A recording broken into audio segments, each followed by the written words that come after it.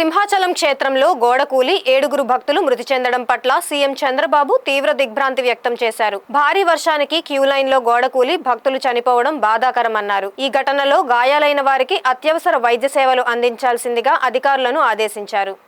సింహాచలం ఘటన గురించి తెలిసిన వెంటనే సీఎం చంద్రబాబు, జిల్లా అధికారులు, మంత్రులు ఆనం రామనారాయణ రెడ్డి, డోలా శ్రీబాల వీరాంజనేయ స్వామి, వంగలపూడి అనిత, అనగాని సత్యప్రసాద్, ఎంపీ భరత్, సింహాచల దేవాలయ ధర్మకర్త అశోక్ గజపతిరాజుతో టెలికాన్ఫరెన్స్ నిర్వహించారు. ఘటనపై తీవ్ర విచారం వ్యక్తం చేసిన సీఎం ఘటన జరిగిన తీరు, క్షతగాత్రులకు అందుతున్న వైద్య సాయం వివరాలు తెలుసుకున్నారు. గోడ కూలిన ఘటనపై 3 సభ్యుల కమిటీతో విచారణ ఆదేశించారు. మృతుల కుటుంబాలకు సానుభూతి తెలిపిన ముఖ్యమంత్రి చంద్రబాబు చనిపోయిన వారి కుటుంబాలకు ఒక్కొక్కరికి 25 లక్షల రూపాయల చొప్పున పరిహారం ప్రకటించారు. బాధిత కుటుంబ సభ్యులకు దేవాదాయ శాఖ పరిధిలోని ఆలయాల్లో అవుట్సోర్సింగ్ విధానంలో ఉద్యోగ అవకాశం కల్పించాలన్నారు. అలాగే గాయపడిన వారికి 3 లక్షల సాయం ఇవ్వాలని నిర్ణయించారు. కాగా సింహాచలం దుర్ఘటన పట్ల దేశవ్యాప్తంగా పలువురు దిగ్భ్రాంతి వ్యక్తం చేశారు. సింహాచలం ప్రమాద ఘటనపై రాష్ట్రపతి ద్రౌపది ముర్ము, ప్రధాని నరేంద్ర మోదీ దిగ్భ్రాంతి వ్యక్తం చేశారు. మృతుల కుటుంబాలకు ప్రగాఢ సానుభూతి తెలిపారు. క్షతగాత్రులు త్వరగా కోలుకోవాలని ఆకాంక్షించారు. ప్రధాని మోదీ ప్రధానమంత్రి జాతీయ సహాయ నిధి నుంచి మృతుల కుటుంబాలకు